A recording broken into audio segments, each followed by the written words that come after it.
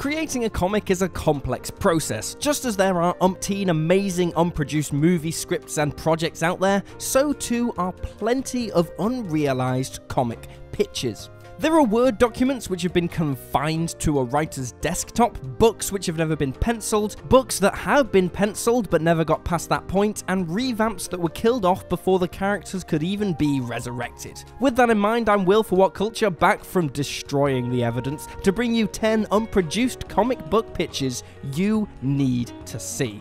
Number 10. All-Star Batgirl. Barbara Gordon recently returned to the DC Universe in fine form with a fresh new spin on the character, courtesy of writers Cameron Stewart and Brendan Fletcher. The character has seen a resurgence in popularity and attracted a bunch of new readers thanks to its hip, modern ideas like wearing a costume made of actual clothes, not lycra. Readers might have been treated to a similarly radical spin on the character a few years earlier if plans for Geoff Johns and J.G. Jones's comic had ever come to anything after being announced back in 2006. The All-Star line has all but died out now, launched with the stunningly out-of-continuity Superman book by Grant Morrison and Frank Quitely, and just as swiftly tanked by the still unfinished and irredeemably awful Batman story by Frank Miller and Jim Lee. Johns has since become one of the company's principal architects of the wide continuity reboot The New 52, and J.G. Jones was the artist of such classic storylines as Final Crisis, which would have made for a pretty awesome duo. Unfortunately, the project was shelved, with Johns incorporating parts of his unused scripts into Batman Earth 1.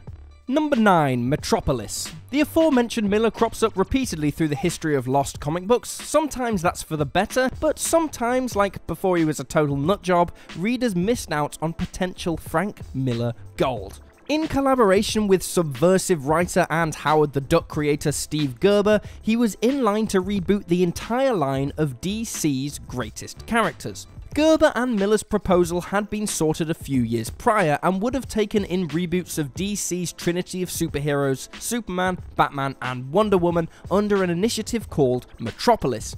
Each book would have boiled the character down to a single iconic phrase: Man of Steel, Dark Knight, and Amazon, respectively, with Gerber writing Wonder Woman, Miller writing Batman, and the two of them teaming up on Superman. It turned out that following the continuity reset of Crisis on Infinite Earths, DC were considering multiple pitches for reboots, and Gerber doesn't like competition. He withdrew his proposal and Miller went with him, reworking his pitch into the classic Dark Knight Returns. Number 8. Steve Gerber's Spectre. Gerber's best known for his Marvel work like Howard the Duck, but the writer spent a fair few years at the distinguished competition as well, even if most of his work went unproduced. DC have become somewhat notorious in the New 52 reboot line for some dodgy employment practices, chucking writers and artists off of books before they've even had a chance to finish an issue. That sort of thing is rare, but it's not unheard of. Gerber himself was the victim of it back in the 80s, when he was originally in line to work on the ongoing Spectre title. The Steve Gerber Spectre fell apart before the series could even begin, however, and for the most ridiculous reason possible too. The ill-fated movie adaptation of his Howard the Duck had almost completed filming, and he finally decided to take up producer George Lucas's offer to stop by the set. On the same day, Gerber had set aside to finish off dialogue for the first issue of the Spectre run. He had agreed to a strict deadline from DC, and he hadn't delivered the plot for the second issue either, so they decided to drop him from the book, meaning readers were never treated to the gonzo writer's take on the metaphysical sort of superhero. Number 7. Wonder Woman Bondage. Just look at that title. DC's premier superheroine had a particularly bizarre origin story, having begun life as a mouthpiece for psychologist and radical feminist William Martson, who believed that human society would be greatly improved if women were dominant over idiotic men, and also had a kinky thing for bondage.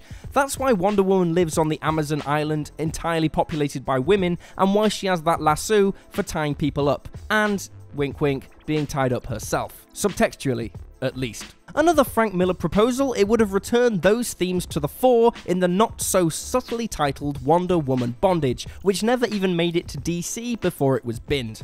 Apparently Miller was looking to reinvigorate a flagging character in the same manner as Batman in The Dark Knight Returns. You can see the practice illustration on screen now. So yeah, that would have been a weird one, huh? Number 6. Pandora Pan. DC's vaults seem especially stuffed with dusty old pictures and concepts that never made it to publication for whatever reason. There's a bunch that were probably better off never being completed, and probably even more we've never been made aware of. And these are the guys that published Future's End, so yeah, the unpublished stuff must really suck.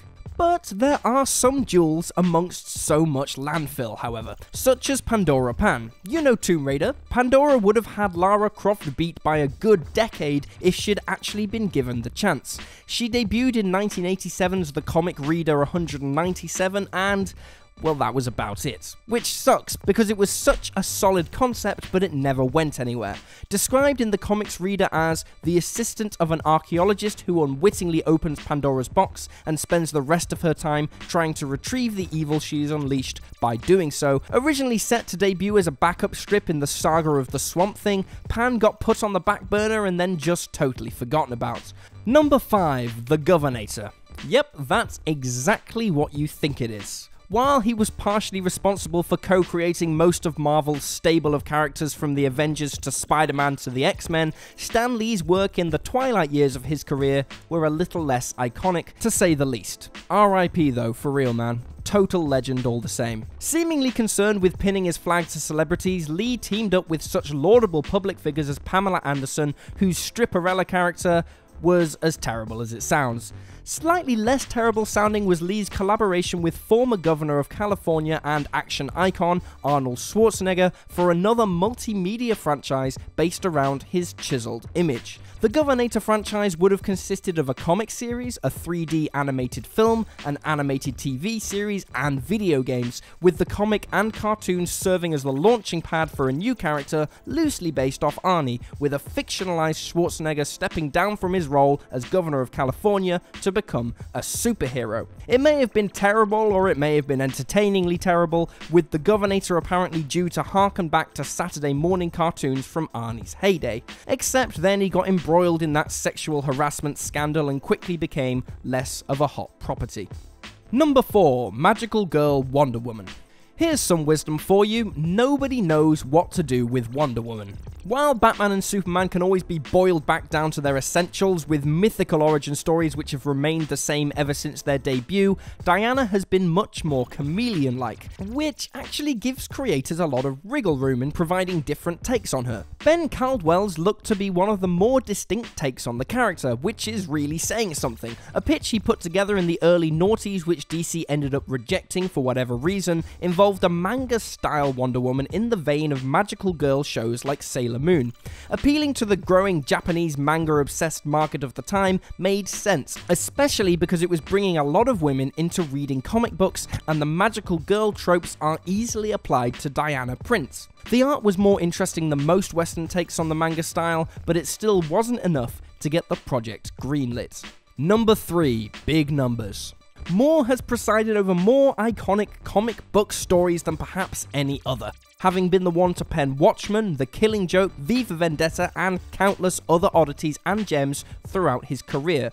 Great though all those feted works are, however, it's possible that his masterwork will forever remain unfinished. Big Numbers was set to be a 12-issue mini-series that only ever made it to issue 2. Printed on high-quality paper in an unusual square format, Big Numbers moved away from the genre deconstruction of Watchmen, which was being published at the same time, to a more direct cultural commentary, with the building of a large shopping mall by an American corporation in a small English town serving as a microcosm of the changes wrought by Thatcher on the country in the 80s. It could have easily been Moore's masterpiece if he'd stuck with it. Instead, he abandoned ship, and it'll probably remain forever unfinished. Number 2, Superman 2000. Mark Waid gets Superman. His Birthright Unlimited series is the most successful attempt at updating the Man of Steel's origins for the modern age, with Clark Kent learning the importance of human life and the protection therefore by beginning his journalistic and consequently superhero career in war-torn foreign nations.